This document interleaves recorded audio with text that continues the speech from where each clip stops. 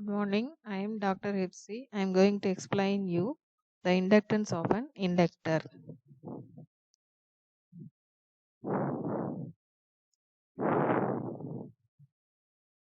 Whenever current through an inductor changes, whether it increases or decreases, a counter EMF is induced in it, which tends to oppose this change. This property of the coil, due to which it opposes any change of current through it, is called inductance. Its unit is Henry. The inductance of a coil is given by L is equal to mu 0 mu r A n squared by I.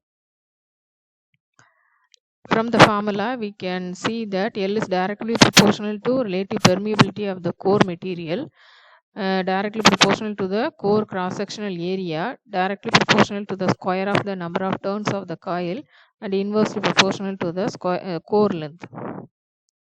Mutual inductance. When two coils are placed so close to each other, the expanding and collapsing magnetic flux of one coil links with the other. An induced EMF is produced in the coil.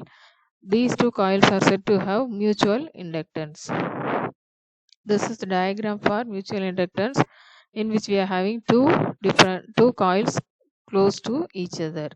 In terms of physical factors, M is equal to mu naught mu r A N1 N2 divided by L, where L is the length of the magnetic path. As shown in the figure, the rate of change of current through the first coil is di by dt. This changing current will produce a changing magnetic flux through it, which will link partly or fully with the second coil. Hence, an induced EMF will be produced in the second coil. Its value is given by E2 equal to M into di by dt. If di by dt is equal to 1 ampere per second and E2 equal to 1, then M is equal to 1 Henry. Two coils have a mutual inductance of 1 Henry if a current change of 1 ampere second in one coil induces 1 volt in the other. Variable inductors. The inductance of a coil can be varied by three different methods that is shown in the figure. The first method, by using a taped coil. Here, either more or fewer turns of the coil can be used by connection to one of the tapes on the coil.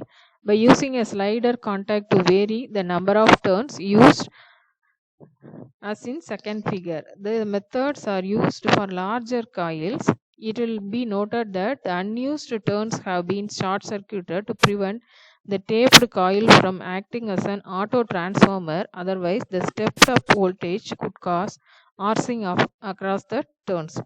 The third figure shows the symbol for a coil with a ferrite slug, which can be screwed in or out of the coil to vary its inductance. These are the three different methods. Reactance offered by a coil. An inductor offers opposition to the passage of any changing or alternating current through it. This opposition is given the name inductive reactance XL. XL is equal to 2 pi F into L, that is equal to omega into L ohm, where L is equal to coil inductance in henries, F is equal to frequency of alternating current in hertz, omega is equal to angular frequency in radians per second. Reactance, like resistance, the unit of inductive reactance is also ohm. If XL is equal to 0, if F is equal to 0, that is, a coil offers no reactance to the passage of direct current through it, since the frequency of such a non-charging current is 0. Of course, it does offers DC resistance possessed by it. Unlike resistance, inductive reactance offered by a coil is not constant but depends upon the frequency of the alternating current passing through it. Higher the frequency, greater the reactance. Moreover, for a given frequency, XL depends directly on coil inductance L. Impedance offered by a coil. A coil having both inductance L and resistance offers opposition in the form of both XL and R. The combined opposition of XL and R is known as impedance. It should be noted that XL and R are not ordered arithmetically but vectorially. Z is equal to square root of R squared plus XL squared. The right angled triangle of figure is known as impedance triangle.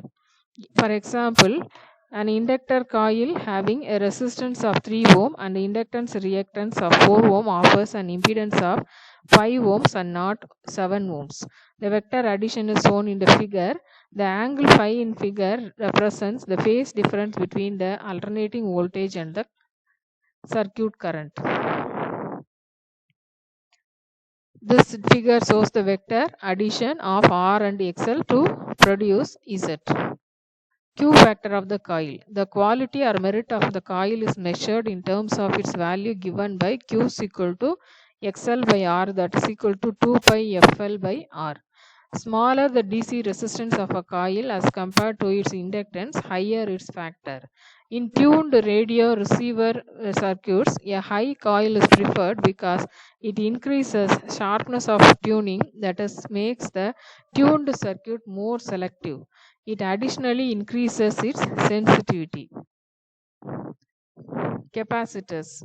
Apart from resistor and capacitor, a capacitor is a basic component commonly used in electronic circuits. It is a device which has the ability to store charges which neither a resistor nor an inductor can do. It opposes any change of voltage in the circuit in which it is connected.